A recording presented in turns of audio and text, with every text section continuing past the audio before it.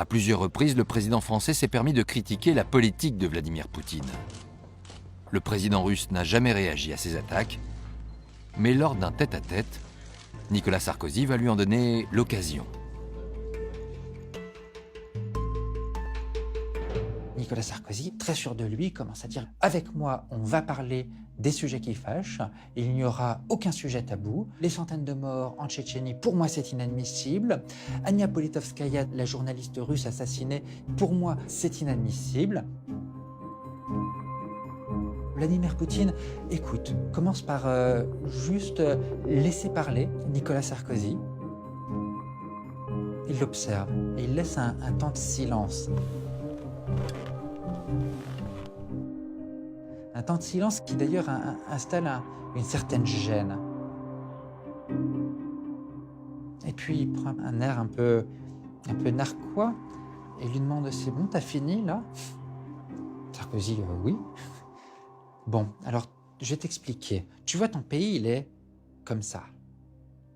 Mon pays, il est comme ça. Alors maintenant, de deux choses l'une. Ou bien tu continues sur ce ton et je t'écrase, ou alors tu arrêtes de parler comme ça et tu verras, tu viens juste de devenir président de la France, mais je peux faire de toi le roi d'Europe.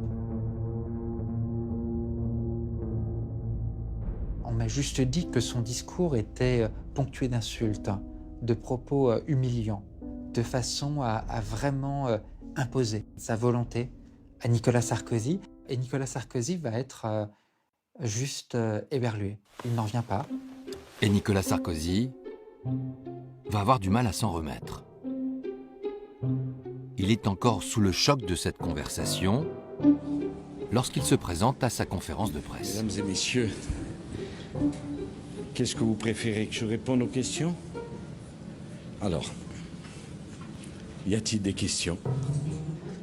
Dans la salle, tout le monde s'en rend compte. Et les journalistes s'amusent à penser que la rencontre avec Vladimir Poutine a été un peu trop arrosée de vodka. Les commentateurs de l'époque avaient oublié que Vladimir Poutine, lui, ne boit pas ou pratiquement pas, et Nicolas Sarkozy non plus d'ailleurs. On a eu cette interprétation sur la soi-disant ivresse de Nicolas Sarkozy, alors qu'il était en fait simplement KO debout du fait de l'humiliation que venait de lui infliger Vladimir Poutine.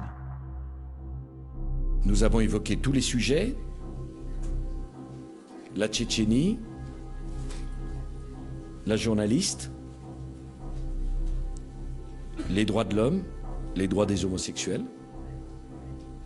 Nous l'avons fait calmement, sereinement, mais je l'ai fait sans aucune agressivité.